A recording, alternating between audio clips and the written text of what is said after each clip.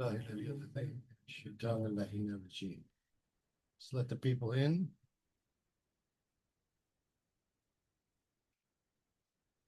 Right. Middle.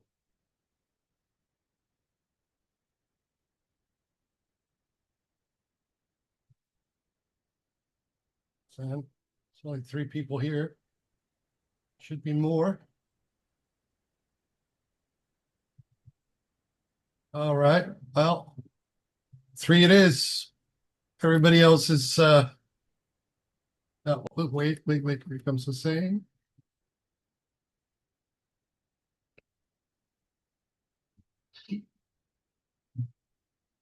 All right, 4 people. All right.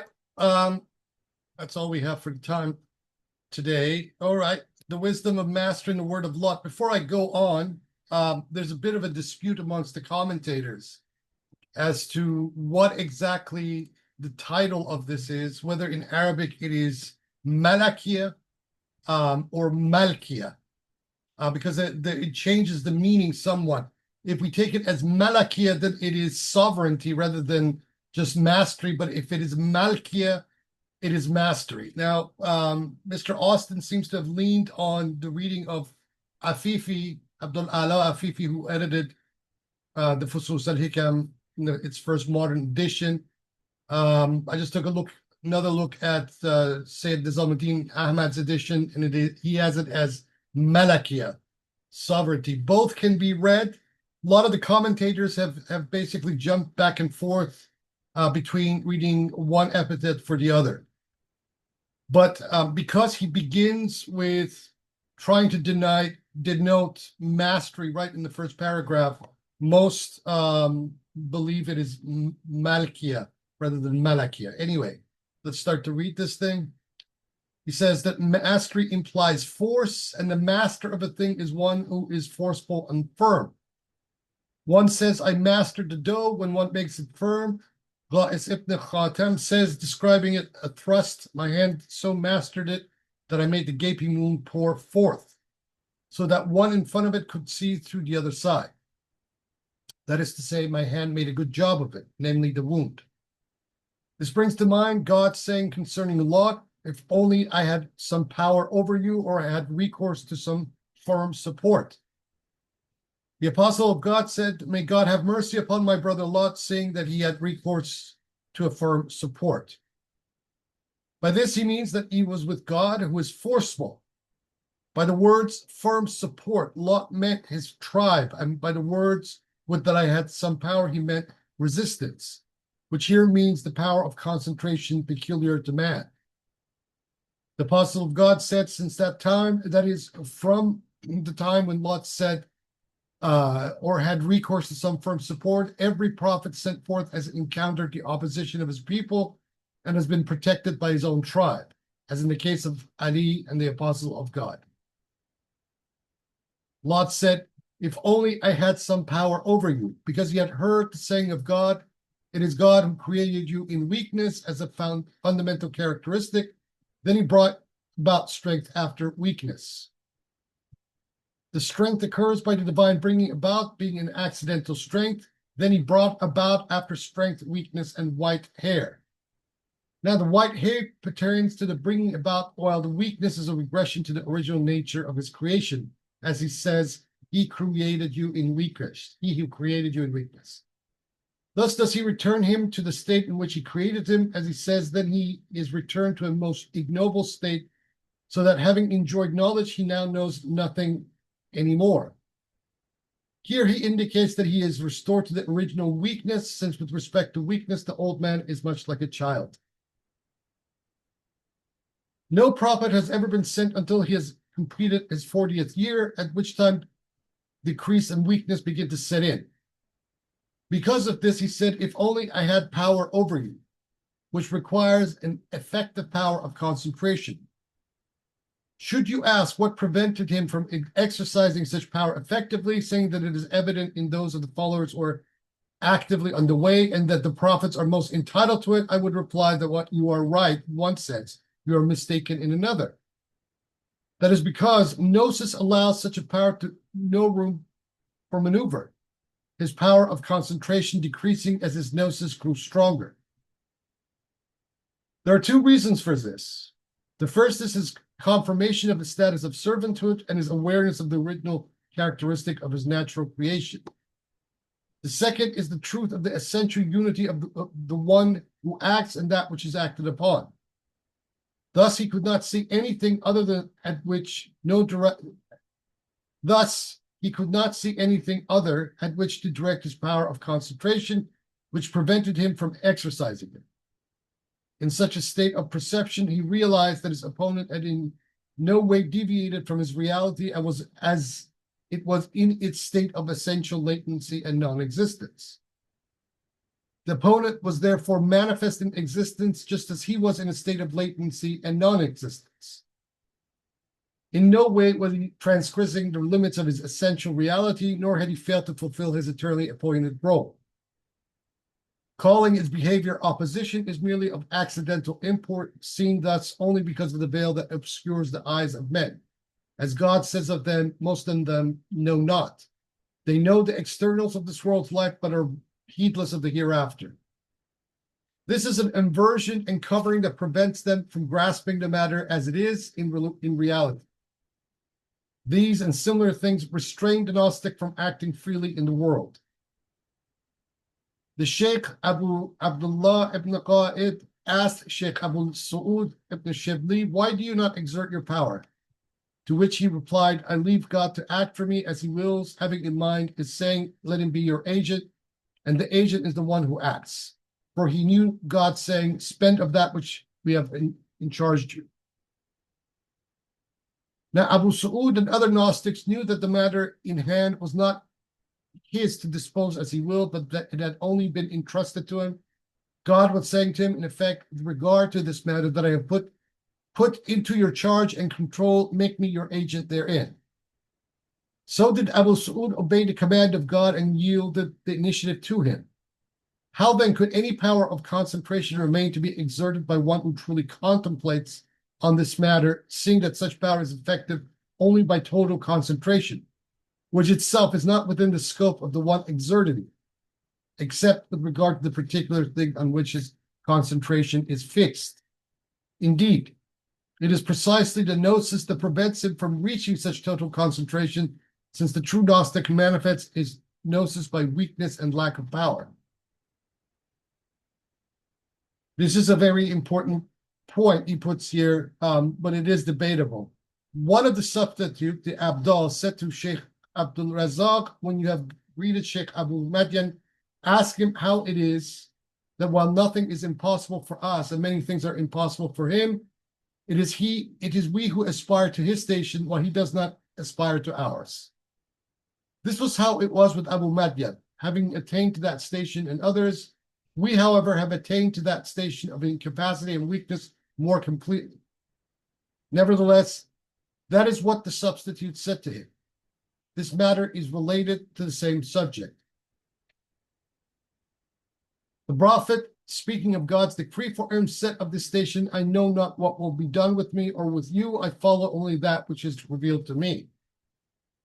In this station, the apostle is governed by what is revealed to him, having nothing more than that. If it was revealed to him unequivocally that he should act, he acted, but if he was restrained, he held back. If he was given the choice, then he chose not to act unless his gnosis was deficient. Abu Su'ud said to a trusty disciple 15 years ago, "God granted me the freedom to act, but I have not used it, thinking that it would seem an affectation." This is pompous talk. We ourselves did not leave it aside for such a reason, which implies choice in the matter, but only because of perfect gnosis. For gnosis does not leave the matter to choice, since when the Gnostic acts in the world through the power of concentration, he does so only by the divine command and compulsion, not by his own choice. We have no doubt, however, but that the rank of apostleship requires freedom of action in order to effect the acceptance of its mission. Thus, there is evident in the apostles that which would confirm his veracity with his community and people so that God's dispensation might become manifest. The same is not the case with the saint. The apostle, however, does not require it outwardly, but out of consideration for his people and not wishing to expose them too much to the irrefutable argument of God, which would destroy them, preferring to prevent them.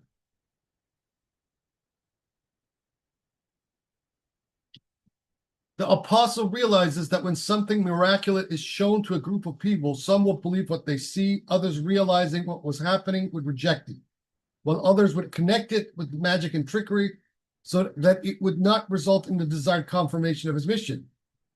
When therefore the apostles grasped this and realized that only he would believe whose heart had been illumined by God with the light of faith, and that certain people would not see by the light called faith, it became obvious that miraculous activity was useless. For this reason, the power of concentration was kept from seeking miracle, seeing that the effect was not universal in the hearts of those who witnessed them. In the case of most of the perfect apostles, the wisest of creation, the truest in state, God says, "You will not guide those whom you wish to guide, rather it is God who guides whom he wishes." Had the power been effective, which it usually is without doubt, then none would have used it more in effect than the apostle of God, since none enjoyed a greater and more potent power than he, although it could not affect the conversion of his uncle Abu Talib, concerning whom the verses we have mentioned were revealed. Shiites disagree with this. This is why he says of the apostle that it is for him only to proclaim the message.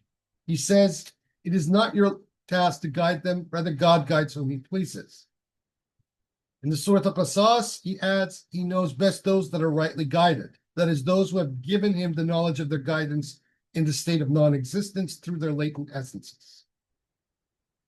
This confirms the fact that knowledge is dependent on what is known, since he who is a believer in his latent essentiality and in his state of non-existence becomes manifest in that form in the state of existence. God has learned from him the fact that he would be thus.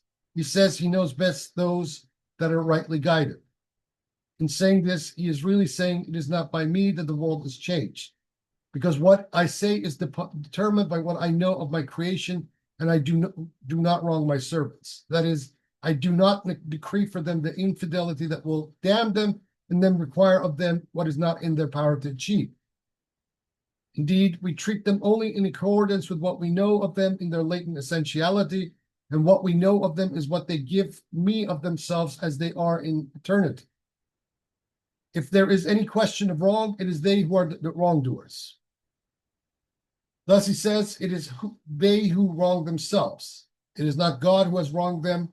We only say to them what our essence has given to us to say to them, and our essence is too well known to us in its reality to say one thing rather than another. We say only what we know, what we say, for the utterance is to ourselves, from ourselves, and it is for them to comply or not once they have heard us. All is from us and from them. It is learned from us and from them, even if they are not of us. Most surely we are of them. So realize, O friend, the wisdom of mastery concerning the word of Lot, for it is part of gnosis. The mystery is now clear to you, and the matter is well explained, for that which is called odd is enshrined within the even. And that was the chapter of Lot, extremely necessitarian in every way. Now the floor is open for whoever wants to interrogate what I just read from Ibn Arabi.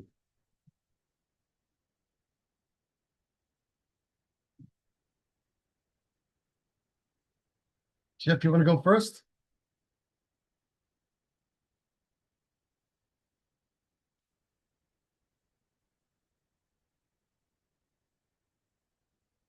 Can't hear you. Sorry, Yes, can you sir. hear me now? Yep.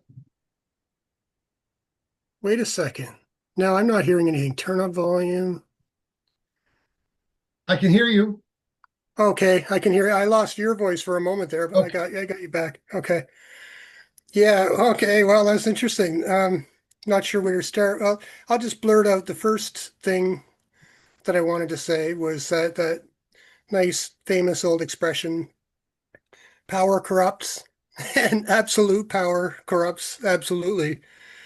for some reason that just kept coming back to me. I know this chapter can seem a little disappointing It is. for a couple of reasons, maybe two or three reasons, and yeah, It's a bit fatalistic and it's extremely necessitarian. Um, I mean, the final poem, two poems kind of solidified the matter, especially in those two last lines. If they are not of us, most surely we are of them. right. Yeah, well, this is it. I mean,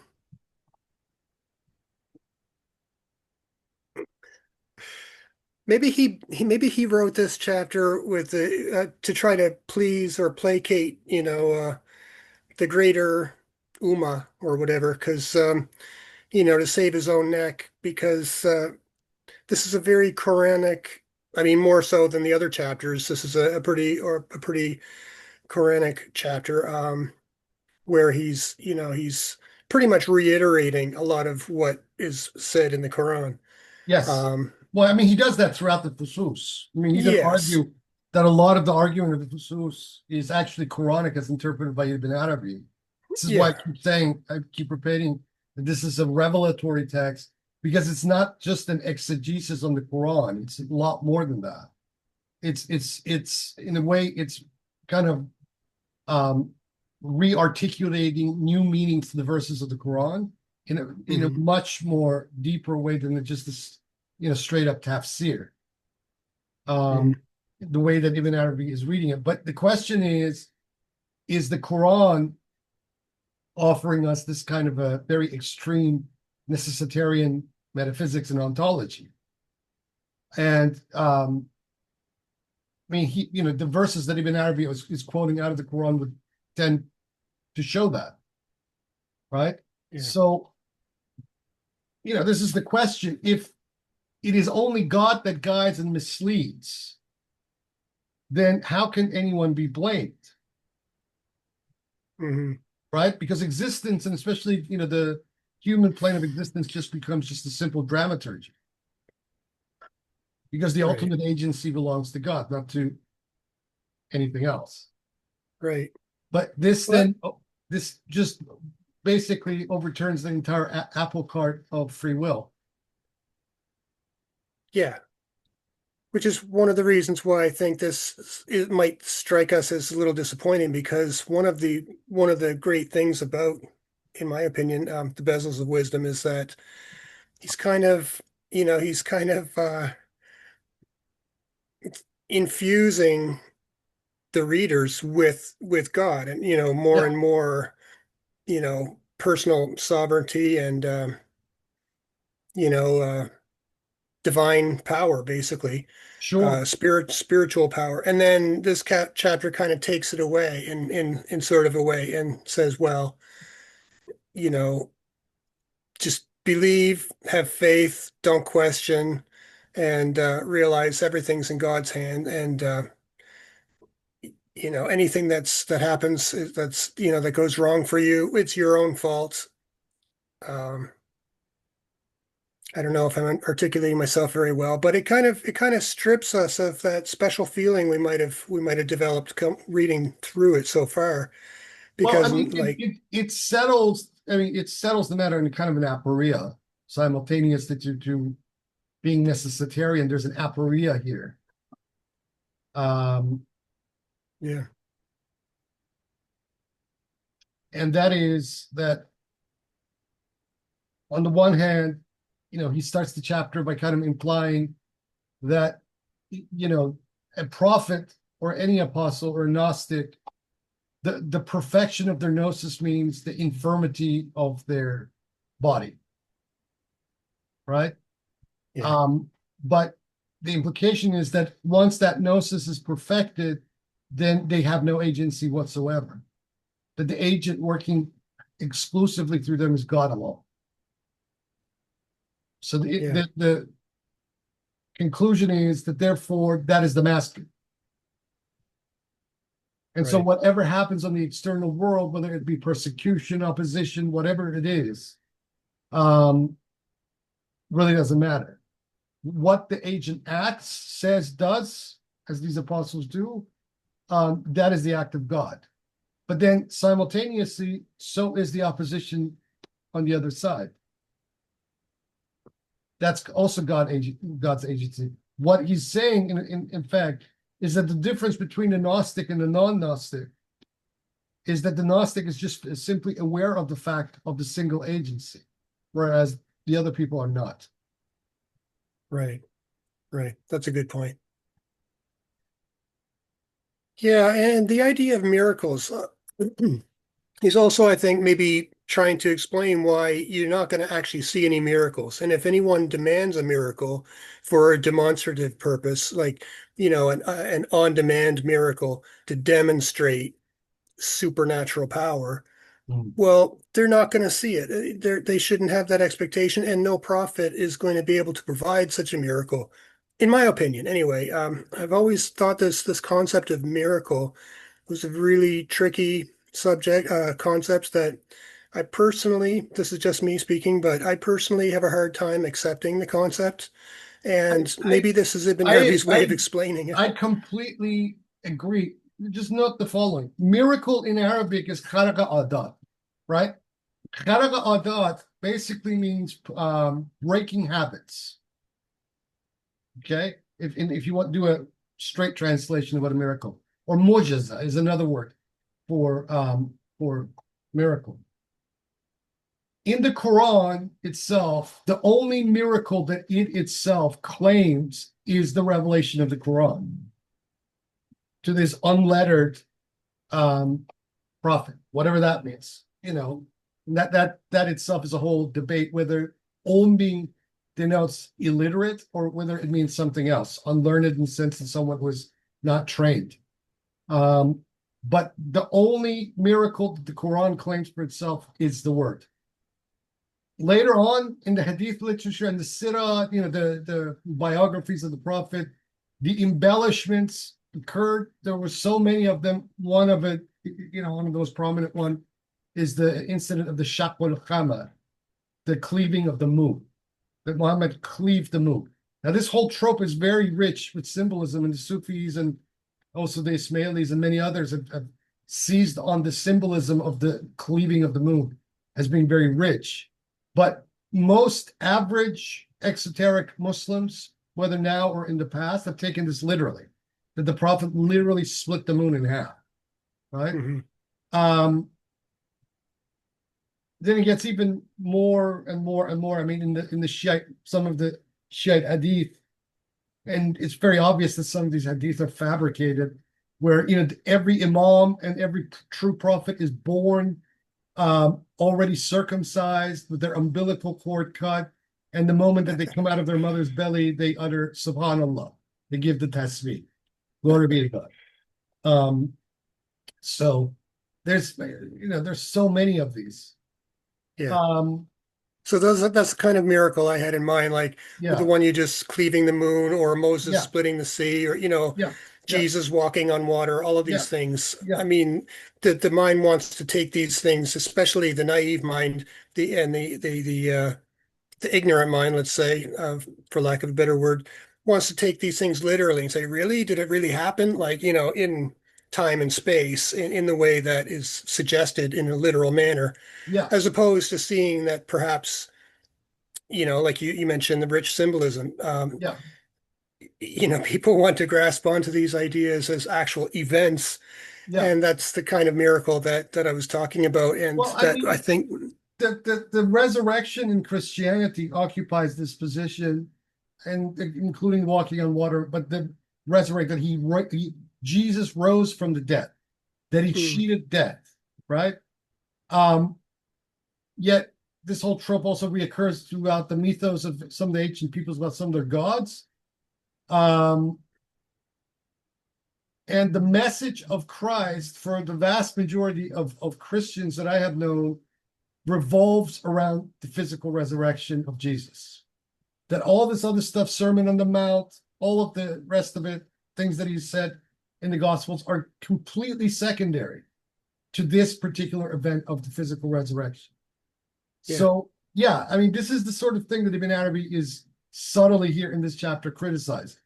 Exactly. And you're right. Yeah, the whole Christian belief hinges on that resurrection, the belief Yeah, of the resurrection in a literal way. yeah. I've read that a few times that if you don't believe in the resurrection, then the whole of Christianity falls apart. Like it's necessary that for Christian believers to believe in not just the various dogmas, but that one in particular. That's the central thing that the whole thing That's hinges on. that's the central axis upon which Christianity revolves. Even though when you cite to a lot of these people, well, the Gospel of John begins with, "In the beginning was the Word, and the Word was with God, and the Word was God."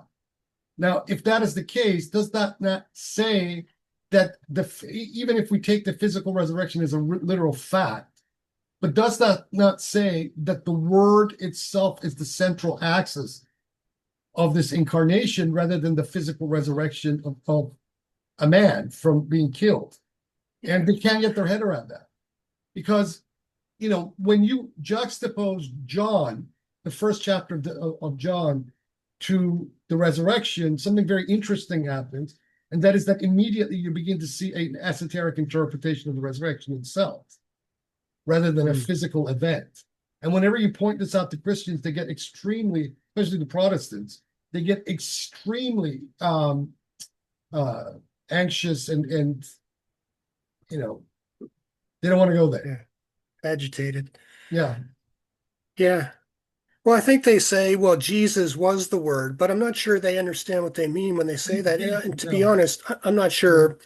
I'm not even sure I understand what exactly that means, but I mean, I have my ideas. But yeah, like the word, they think of the word was made flesh in the person of Jesus, and that, anyway, yeah, I don't mean to beat that dead horse, but yeah, I think you're right. I think Ibn Arabi is kind of criticizing that idea here now, and also why it was not possible for Muhammad himself, in the context of Islam, to produce miracles to make it easier for the believers to, or for the people to believe him, and Well, I mean, if accept. if we take the case of the Israelites themselves, I mean, forget about Jesus and Muhammad for a minute. If we go back to the book of Exodus, even with the splitting of the Red Sea and them crossing over, and then the Red Sea crashing on Pharaoh and his troops and killing them, these Israelites were still giving Moses and Aaron a lot of problems.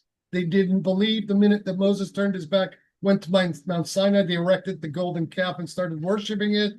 Um, and on it goes. So, miracle, physical arresting of the laws of physics by any prophet if possible is proven by scripture itself never to be the gauge to get people to submit.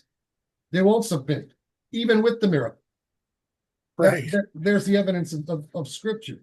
So even if Muhammad's, let us say that Muhammad himself split the moon, right? If he had done that, then everyone in Arabia, all these, tribes that refused to submit to the Muslims, and especially the Quraysh, while they were still in the middle of this war, should have submitted if Muhammad did that. So why didn't they? Right. And Ibn Arabi in this chapter is actually saying that even suppose that it did happen, not everyone will believe it, as you're suggesting now. Anyway, those some will believe, some will reject it, some will suspect sorcery. So it's fruitless or pointless to even try to convince them that way. Anyway, I think is what he was trying to say there. Yeah. Um, just to change the subject a little quickly, I was surprised about Abu Talib. So you say the Shia don't necessarily believe that he wasn't converted to Islam? There's a debate between different schools, but basically, in a nutshell, most Shia believe that Abu Talib was a convert. He did convert to Islam, right? The fact that he gave protection to Muhammad to the very end of his life until the year of sorrows is proof. The Sunnis don't accept this. They say because there's no evidence, whether in hadith or anywhere, where he actually uttered the Shahada, Ashhadu an la ilaha illallah Muhammad Rasulullah, that doesn't mean that he became a Muslim. He just loved his nephew. So he gave him protection. The Shiites don't believe it. Neither do I. I mean, just because nobody heard him utter that specific shahada doesn't necessarily mean anything either way. Yeah, I don't think, in my opinion. it's a very But narrow-minded kind of materialist kind of interpretation of that. Yeah. yeah, yeah. But nevertheless, I found it interesting because Ibn Arabi seems to suggest that Muhammad it wasn't was ultimately unsuccessful in converting his own uncle. But Well, I'm that's not sure that's if that's that's that's the Sunni bias right there, in plain evidence in Ibn Adam. oh, okay. All Yeah. right. Interesting. Yeah. Sorry, I don't mean to take up too much of the floor here. No worries, man. No worries. But yeah, the we can I think we can all kind of relate, at least those of us who are over 40 might be able to relate to some of what he was saying about the aging, how your gnosis is perfected more and more with age, but also paradoxically, as you age, you become weaker and weaker, especially after a certain point, like he mentioned from the age of 40 and on, and you start to lose, your physical strength, and your hair turns white, and so your accumulation of gnosis doesn't necessarily correspond with an accumulation of temporal power, like Yeah. in terms of might in the world. Yeah. And I wanted to point that out too. I mean, to bring up this concept between the dichotomy between spiritual authority, which we could put which we could summarize as gnosis, and temporal power, which is, might, physical might in the world. And they don't seem to correlate very well. And that's why I said that phrase, power corrupts, because, power is usually something that ends up being abused in the world and not corresponding with any real spiritual realization or Yeah. gnosis. Yeah. So there seems to be a disconnect there. And I don't know if maybe that was part of Ibn Arabi's motivation in That's kind of the subtle message that we're getting from this chapter. Yeah. Yeah. mm, That can definitely be read into this chapter for sure. and okay, and one last thing I wanted to say is for some reason a Star Wars image popped in. Like I don't know Yeah. why, but when Obi-Wan was struck down by Darth Vader, No, I yeah, yeah, mean, yeah. he might have had the power to defeat Darth Vader. I know I'm just bringing up a sci-fi movie here, but instead, when he saw Luke and company there, he decided to lay down his sword and just let himself be struck down.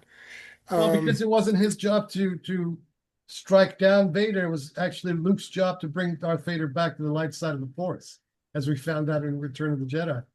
So, yeah, I mean, that is submitting to the Force, not trying to seize the moment and make things worse. So right, just set it up, set up, let the guy do his thing, and pass on the mantle to the next generation to resolve.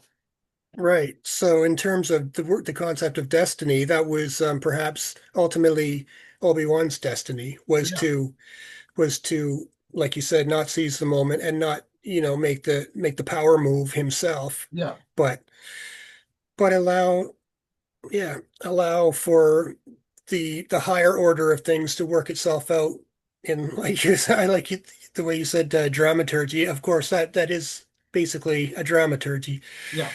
and yeah, it's different. Anyway, I'm sorry, I'm kind of No worries. babbling here, but No, no, no, that's fine. those are my thoughts for the moment. No worries at Thank all. you. Who wants to go next? I'll Yeah. go. Well, it's still fresh in my mind. So is the name Return of the Jedi about Anakin returning back to being a Jedi?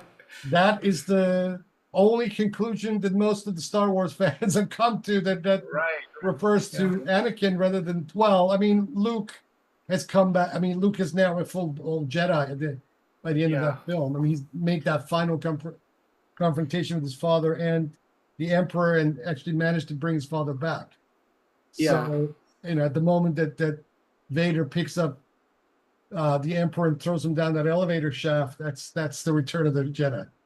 Yeah. Because when the movie was coming out, people were just like, "Oh, Return of the Jedi. The Jedi are back. Luke's the Jedi." and yeah, the ending must have hit them like a ton of bricks on. Yeah. Yeah, that's a neat way to think of this story. Not something I ever thought about. Yeah, so I've got a few things that really stuck out to me. Okay, so there was one part that kind of confused me. So on page 161 of the book, so he starts off this second paragraph by saying this confirms that knowledge is dependent on what is Yeah. known. I'm not really sure on what is This known. is what we've been wrestling with for weeks and for a while now. This is about this is an element of Ibn Arabi's necessitarianism, that God can only act on what God knows, and that what something is the content of what God knows of them. So, there's a determinism here of God's agency. So God cannot do other than what it becomes. What is willed to be is what, God knows of the latent essences. And that's why they come to be in this way and not in any other way. Yeah, that's what I figured. I just wanted to confirm it. Um, and I guess what this means practically for somebody who is a seeker, does that mean that everybody will inevitably hit that brick wall of their limits, so to speak?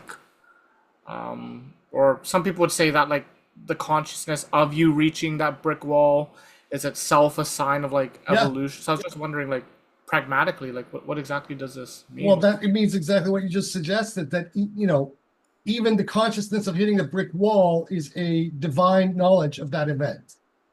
It has already been predetermined in the latent essence of that thing, of hitting that brick wall. It's the limit beyond which it doesn't pass. It's his had. I see. Yeah. Okay. Yeah, so then there's another part that I guess like I followed the reasoning, but there's a particular part that I'm really interested in really and really understanding.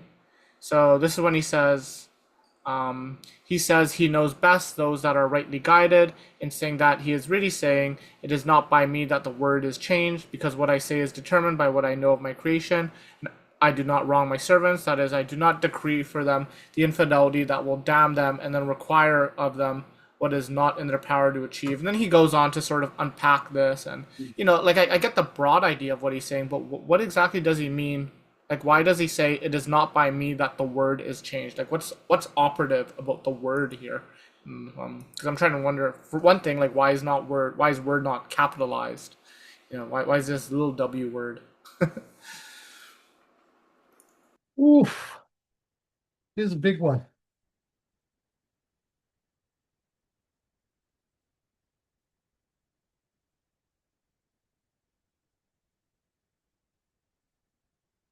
There's a very deep paradox in this last chapter, which then segues into the poem that he gives us immediately afterwards.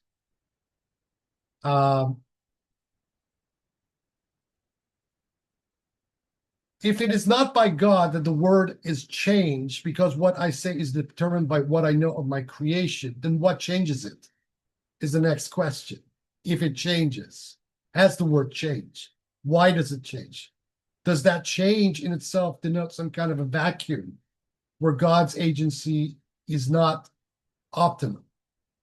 This is the immediate implication when you read that chapter, right? Read that sentence. That is, I do not decree for them the infidelity that will damn them and then require of them what is not in their power to achieve. Indeed, we treat them only in accordance with what we know of them in their latent essentiality, and what we know of them is what they give me of themselves as they are in eternity, which then immediately takes the previous implication and flips it over. That means that basically the infidelity of the servant when it occurs is not really infidelity. I mean, this is what it's telegraphing to us. That the theological or exoteric mind might look at so-and-so as being damned, this, that, and the other thing, but given the latent essence of that person to be the way they are, in the greater scheme of things, it is not infidelity. Mm-hmm. Mm-hmm.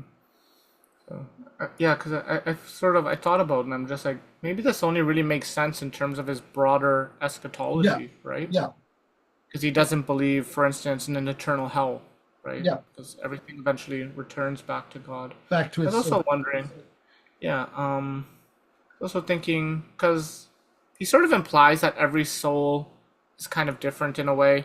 So we all have our own ways of relating to the ineffable.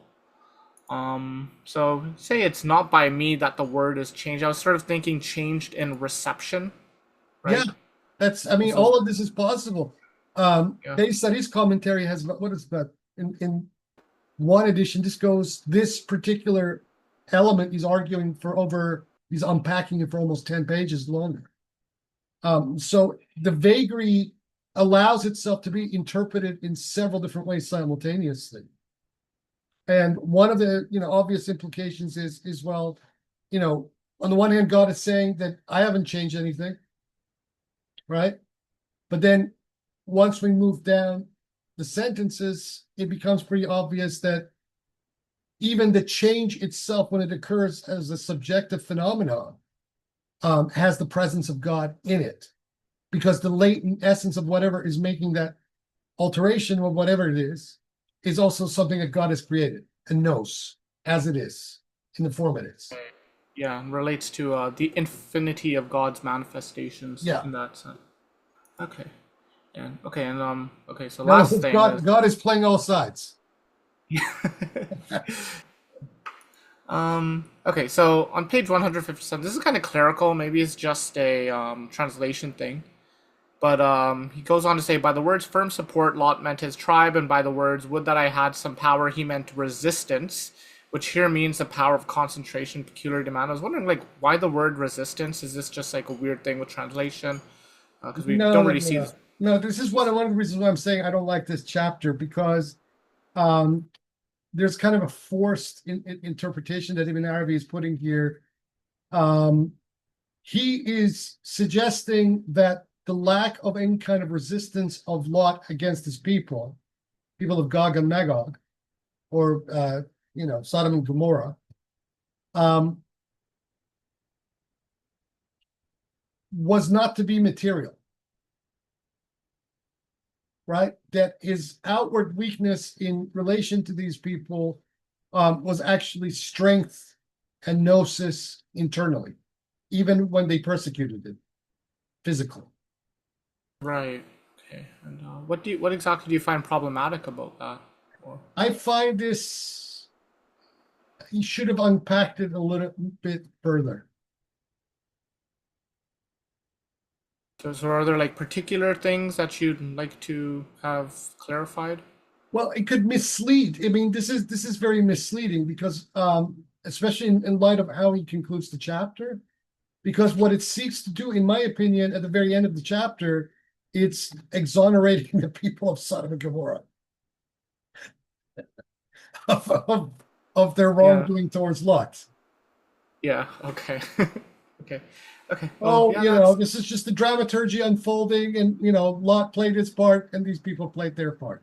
Yeah, but yeah. where is the, there is the issue of balance here. I think it's more ontological balance we're talking about, is very important. What Ibn Arabi's metaphysics sometimes do, when you read it too literally, and you don't have recourse to some of his other works, is that it leaves you in a place where, hey man, it's all good, whatever, everything goes. Okay, but that's not what he's saying. This is not his intention. This is just very compact. There is taklif. I mean, we've kind of talked about this before. The issue of taklif responsibility is also paramount in Ibn Arabi's metaphysics. You won't see it here, but in the Futuhat, he does detail it. Okay. Cool. Yeah, that was a similar. That was the same concern that I had. So it's good to see that you've articulated really well. Okay. Thank you so much, Jake. Yeah.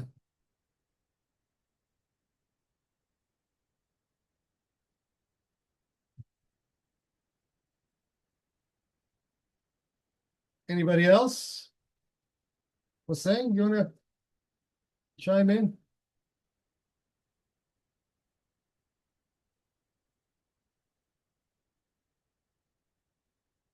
Can't hear you.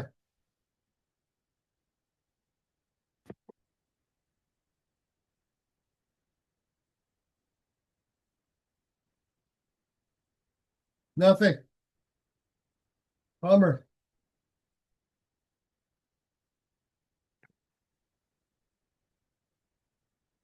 Zoom is doing funny things today. I just plugged it. Can you hear me now? Yeah, yeah. That's good. So I'm trying to save Ibn Arabi, just trying to read him in such a way that it's not so he's not expressing a kind of quietism, because I can see how this could lead to that.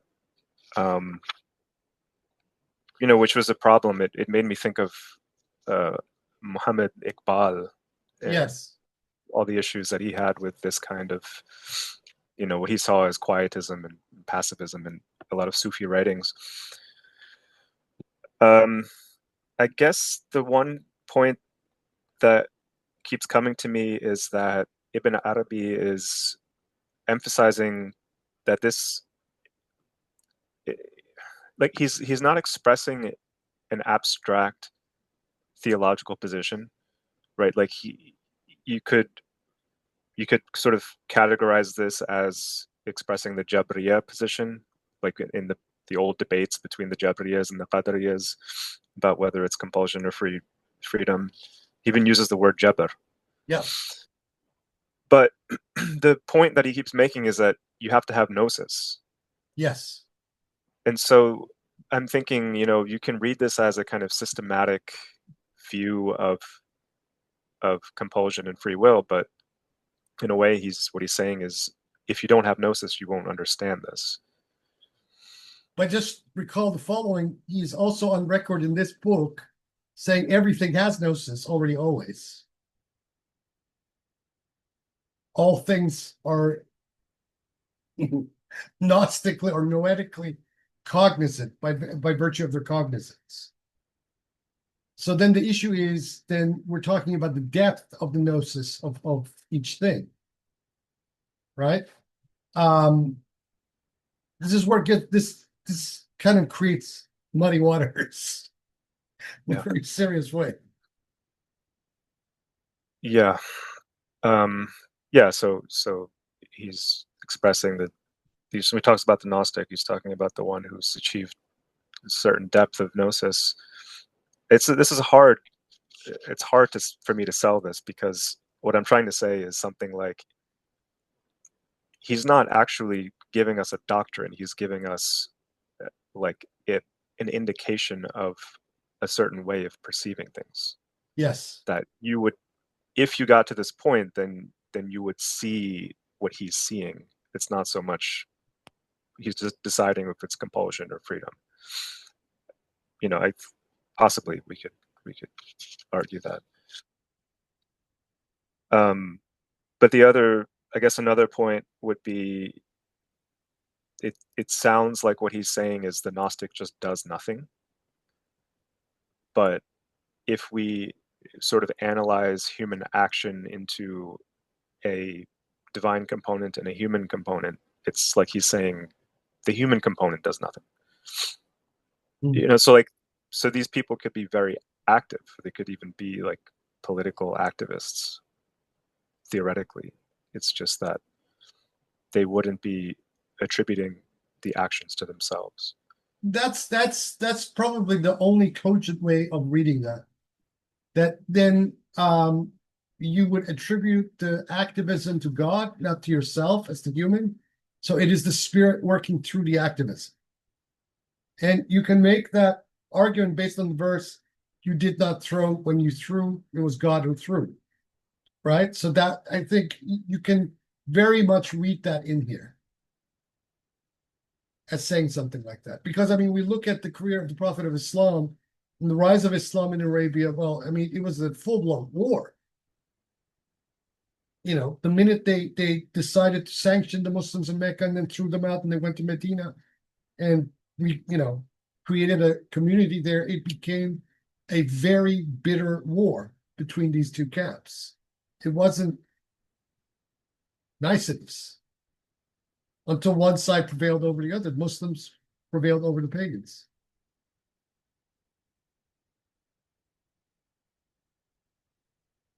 Yeah. Um, but just a sort of another thought that is coming to me connected to this,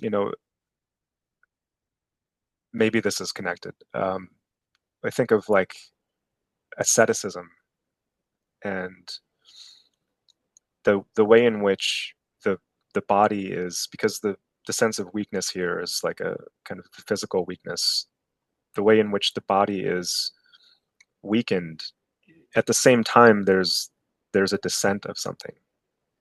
Mm. So like maybe that complementary aspect is something that we could bring into it, even though there's a weakening, there's a at the same time there's a strengthening. Like if the vessel is getting emptier, then whatever is filling it can fill it more Yes. completely. So just another way of playing on that Lord servant logic.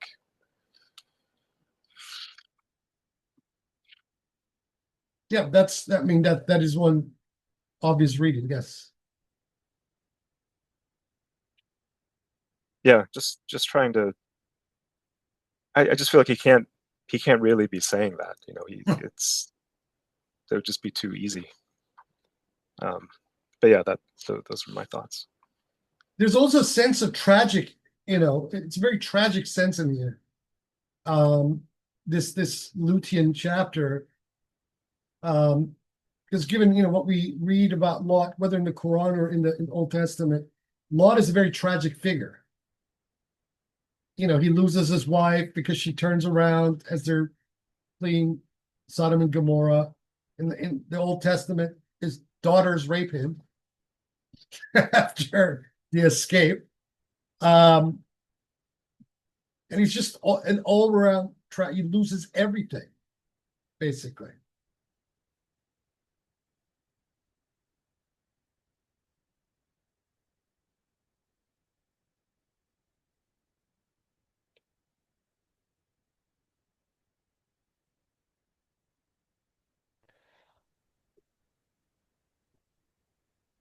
About the title of the chapter, uh, which could be read Melkiye, Melekiye.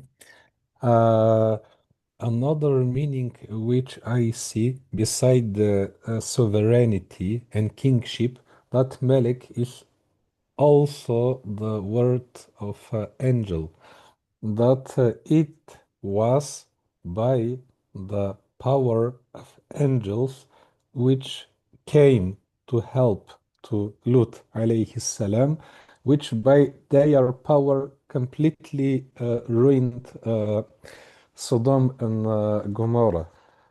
The angelic power. And in some sense, that what he was lamenting in the ayah, that he had no power, it became the destructions of his people, that God sending this power completely destroyed the people he was sent to guide.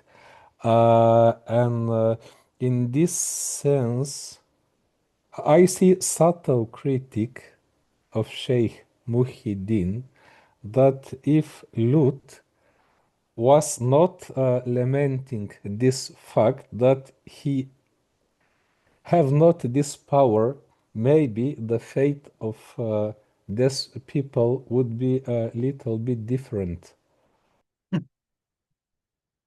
Exactly the fact that if that was his own will, the will of Lut, that trying to protect the angels, which he to their people in the form of his guest, he lamented about his people how much they are degraded, and if he had the power, he will punish them. And then it was expression of his own will. And then God realized externally his will. But if he had resigned himself to the will of God, then the outcome would be a little bit different. You can, I mean, that is an argument you can make by this reading of the chapter of Lut. Yeah, we can read that as a possible interpretation of what Ibn Arabi is claiming here. But as he concludes the chapter on the very deterministic note, what Ibn Arabi is saying is that even Lut himself cannot have acted in any other way than he did act. Which then denotes that the people of Sodom and Gomorrah themselves set themselves up for their own destruction. That was also their latent essence. And here I see another interesting paradoxical point. Not only our destiny is already decided by our Aryan Thabite, but exactly in the end of the chapter, it is as if Sheikh Muhyiddin is saying the destiny of God also already decided, and he has no other choice except to act by what our Aryan Thabite is giving the knowledge to him. Reformulate that. Reformulate the question. Uh, But the predestinations goes both ways. He has both power over us and over God. It has power over us because our fate is already decided by our Aryan Sabbath, but also over God Himself because He enacts upon us only what that our Aryan Sabbath are giving to Him. That Yes, we this is are. well, this is what Ibn Arabi is saying. But here's the question. If this is so, then what is the meaning? What is the meaning of yaf'ala ma yasha? What does that mean then? And we get this in the Quran. God does whatever God wills. So if this is the case, that then God cannot act in any other way because, these essences have already been predetermined in this specific way to be what they are. This is the deterministic interpretation. Then what does the book itself mean when it says Yaf'alu ma yasha? God doeth whatever God wills. And it's yasha. It means that it is an ongoing thing. Yaf'ala ma yasha. God does what God wills. So this will is an already always ongoing action. Right? This is where you get someone like Qadi Sayyid upon me, then reading Al-Bada into this verse. He does that, which is an extremely potent interpretation that he puts about Al-Bada, the alteration of the divine plans. Even Arabi cannot accept this, but he should be able to accept this because his own metaphysics of change at every moment, right, would accept this axiom that even what God knows of the content of these essences is subject to the change by God's own will itself. God can flip a trajectory, if it's going one way, into another direction, just by its will.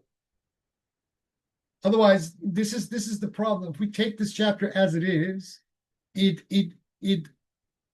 introduces a contradiction to that concept of Yaf'ala ma yasha.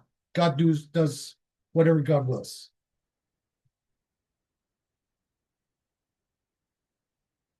Yes, this is very good point because if in some sense it's not big deal to accept that some very little and petty creations like us are forced to do something, imposing the same question problem to God, it becomes a big problem. Yeah, but What is the Mashiach of Allah and Ta'ala? this is the thing, and Ibn Arabi has been accused of this by some of his really anti-Sufi detractors, is that Ibn Arabi, in some sense, when he waxes this deterministic, is seemingly trying to shift the burden of blame from the servant back to God when he does this. And they have a point, and about that. This is why the later Akbarian tradition, especially when we move into Shaykhis, this problem finally gets resolved in a seemingly adequate way. But if you take Ibn Arabi as is, especially in this chapter, this is blame shifting. In what way? I very much like what interpretation or connection Henry Corbin is doing between Sheikh Muhyiddin Ibn Arabi and Mullah Sadra. That we can take from Sheikh Muhyiddin that everything already has its predestination by its A'yan Thabite. But on the other side, A'yan Thabita are not static, and this is the idea of Haraka Jawhariya Yeah, of Mullah Sadra. And exactly. then everything becomes open-ended. Yeah, and everything becomes open-ended. And that is the so then if we read this chapter by Mullah Sadra's Haraka Jawhariya, we would immediately spot problems if we take the language of what Ibn Arabi is saying as is. Okay? And the Arabic, if you've read the Arabic is very open-ended and vague, even from the very title of what attribute Ibn Arabi is trying to invoke, it's vague. So, but if we take it, and particularly in this English translation, the implications that the translator did, and the way that Abu Ala al-Afifi commented on this particular chapter in his critical edition, then we got problems, very serious ones, philosophically. For example, the Quranic ayah, which is translated, he knows very well who are rightly guided. The Arabic is not passive because muhtadin he knows very well who are themselves actively seeking the The guidance. guidance, yeah.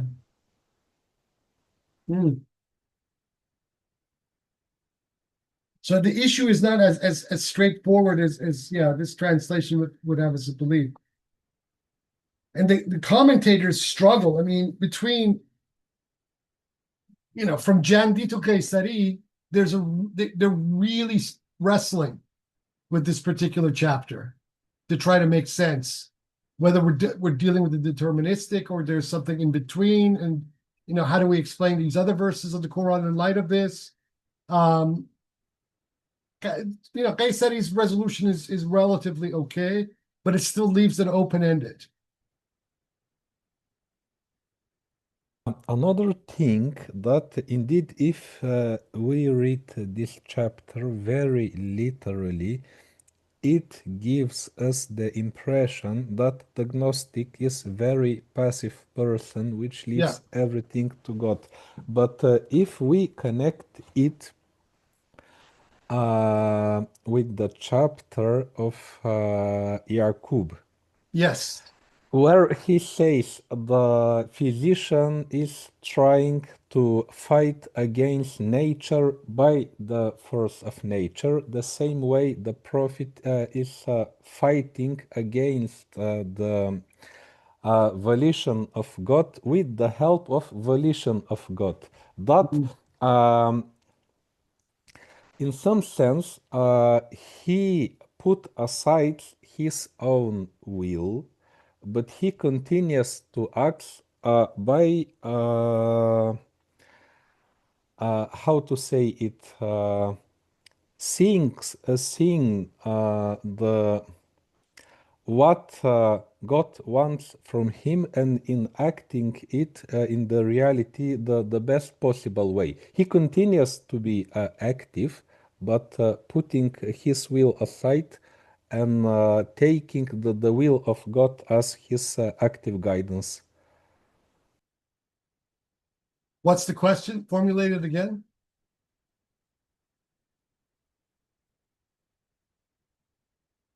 How to put it?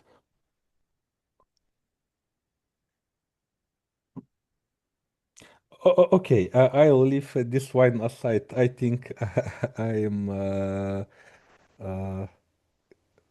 would not be able What's to what formulate it into a basic problem. Uh, okay. If we take what we can take from these chapters are two steps. That the people, the person who is doesn't have high level of gnosis acts by his own himma, intentionality, to change the reality around him in the way he thinks this is the best way, the best course of action to happen. But as he achieves gnosis, he already understands that the things which happen around him all are already decided by their ayan habit. So, from this point of view, we can think that the Gnostic becomes passive.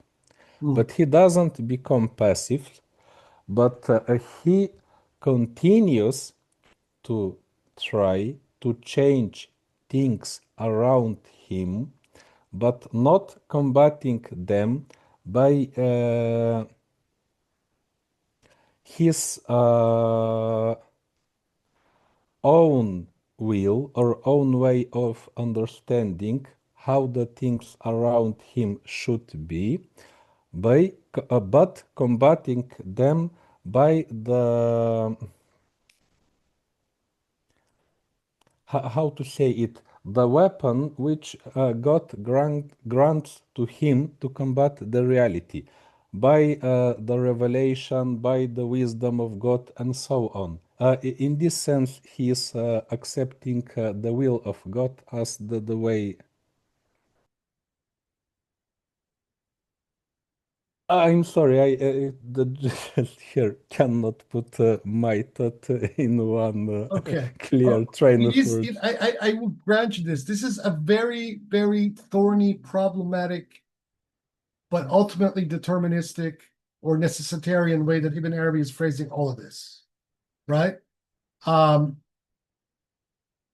this is why I don't like this chapter, because we begin, look where we begin. In the first few paragraphs, it is talking about why the apostles, find themselves in bad situations with their opponents, right? Then it seeks to explain it, but then at the end of it, it is exonerating these opponents by implication, because they can't be anything other than what they are. Their eternal essence has predetermined them as being that thing rather than something else. So this raises then questions about moral agency in a very serious way, and taklif in a very universal sense. What does that mean? If this is the case, then whether you do or do not do certain things makes no difference, because the good and evil are relative in a perspective. From God's or from beings' perspective, they are neutral occurrences. So when he is saying, for example, that speaking in the voice of God, that whatever infraction occurs in this process from yourself, that's speaking the theological language, but then in the following paragraphs and in the poems, that itself is unpacked. From the point of view of being, all of these are just contents. They're actions. A, B. They have no moral, ethical reality beyond the context in which they exist. which is a total deflation of scriptural soteriology. If I try to tie my thought in one final sentence, the example he is giving about the prophets acting on miracles or not acting on miracles, that they try as much as is possible to not perform miracles because performing the miracles it is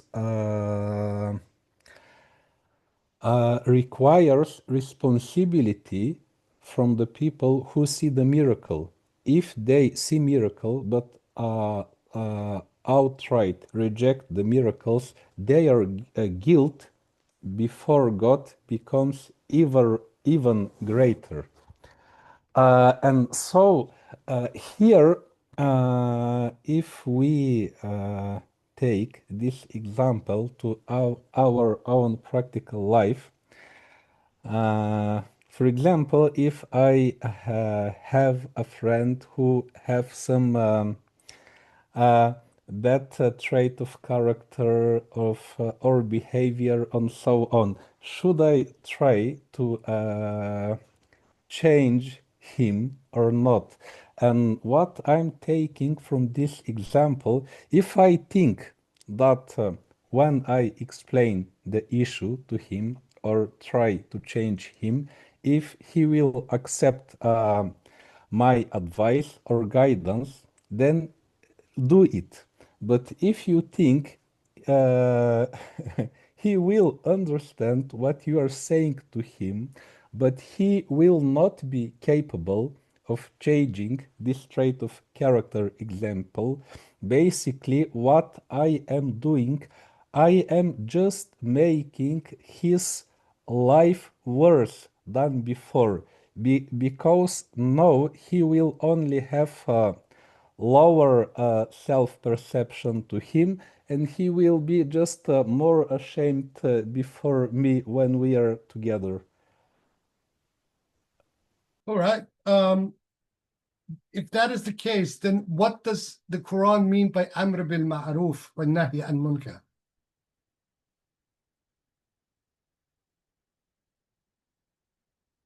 What's the meaning? What does that mean? To enjoin the good and thwart its opposite. I cannot answer the See, question. this is the problem here, is that if we get into this sort of determinism, right, then there are these elements that imply very direct agency on the part of the human to act in certain way, to stop certain things from happening. Yes, there's God's knowledge of things, which is, God has comprehensive knowledge of all, but then when it comes to the practical level of the human responsibility, human taklif in this world, the human duty in this world, the book is very unequivocal that you have responsibility to enjoin the good, to protect the good, and to actively thwart its opposite. This is where this gets complicated, this particular chapter and its implications. And this is all pointed out. Some of the commentators, Bukhari study particularly, spends a lot of pages unpacking all of this stuff. I mean, I don't think they have completely resolved the conundrum within this particular chapter. This is why I'm saying it's not one of my favorite chapters. Because the escape routes that Ibn Arabi leaves in this particular chapter are very narrow. They're not that many.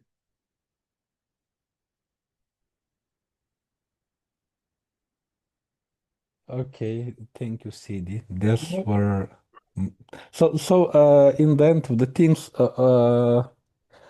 as you're saying that the only solution is bada, but indeed the chapter is very dramatic. That Yeah. the Gnostic realize the drama, but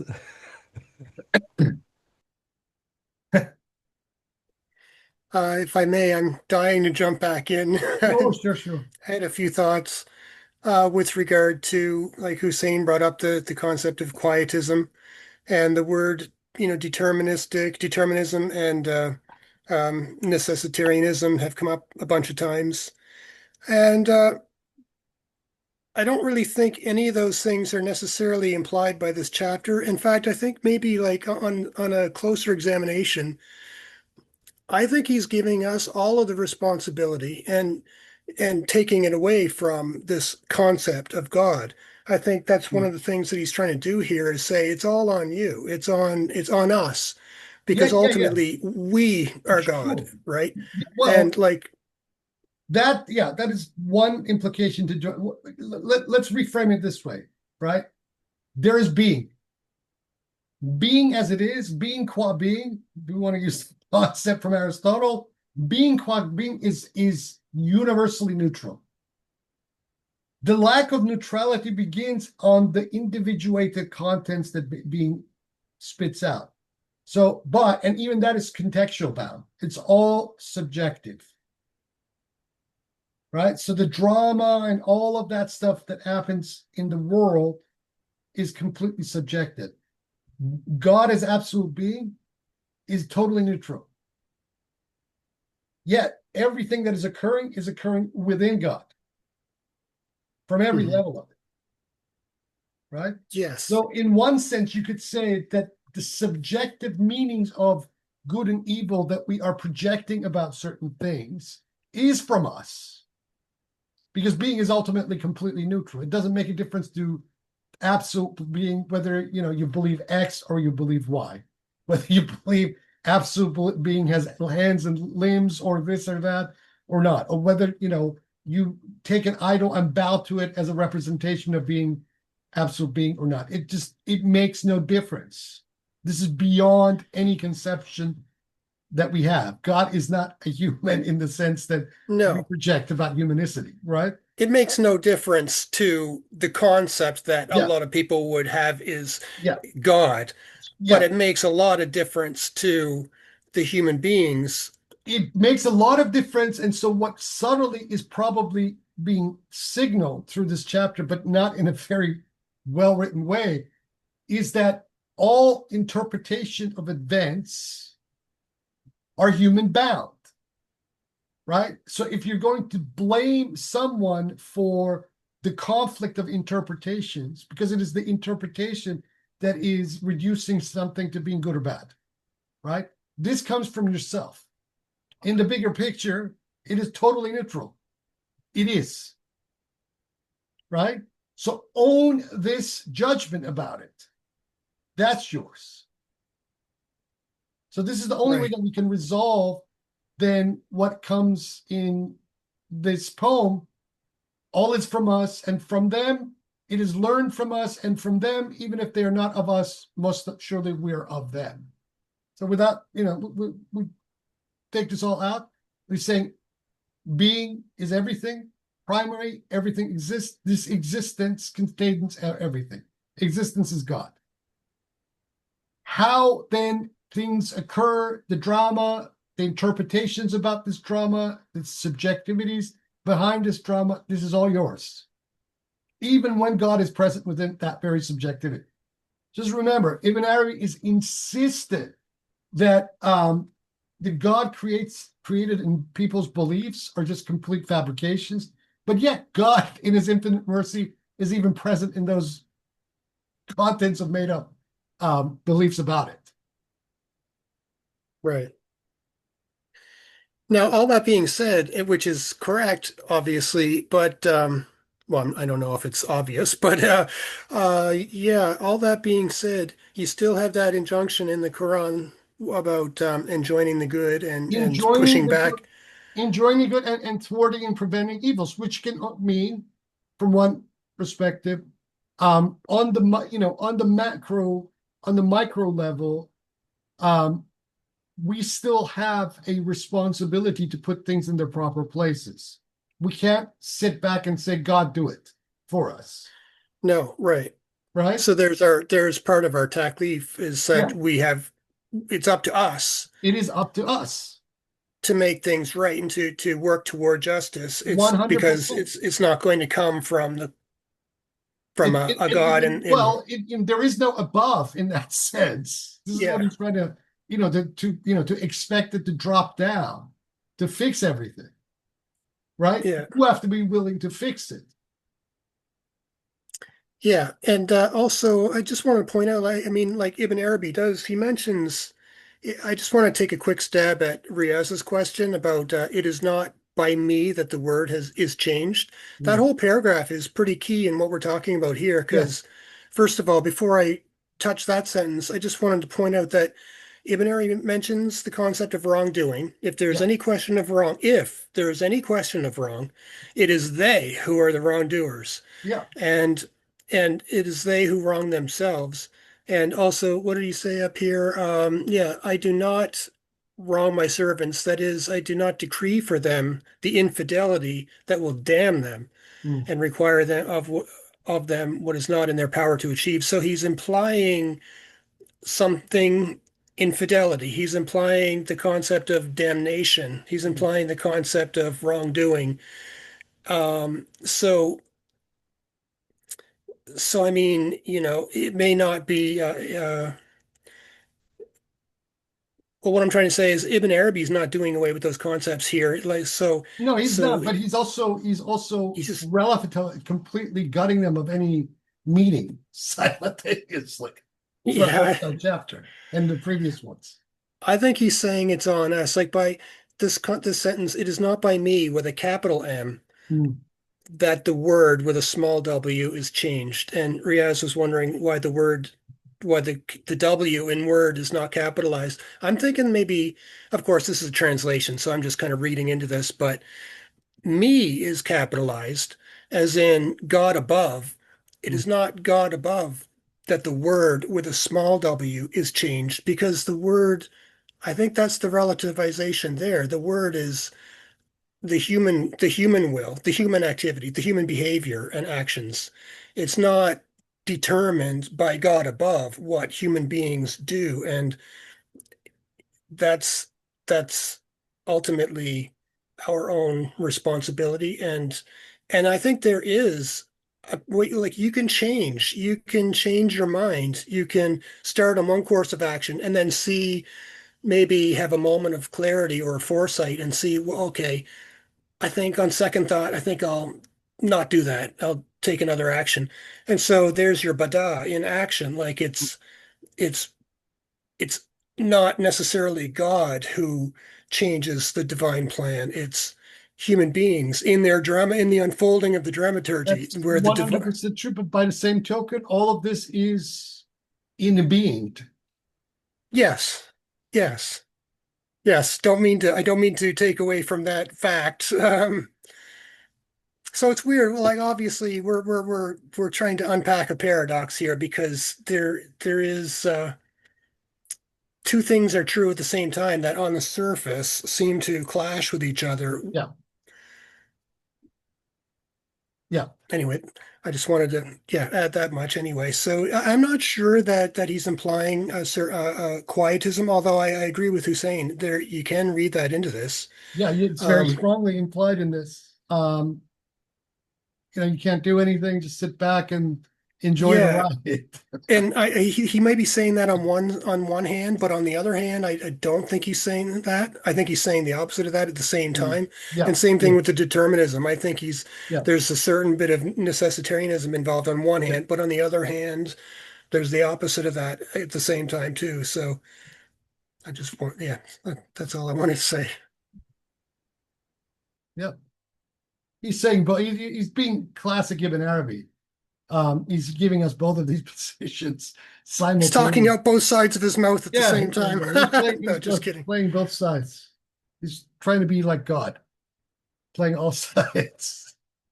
Um, let's leave that here for I, today, unless somebody. I just wanted to, yeah, I don't know if this helps, but when Hassan was talking about the forbidding the evil and enjoining the good, I think the way that he was phrasing it, or the example he was giving, is actually the way that Shi'i theologians tend to describe it.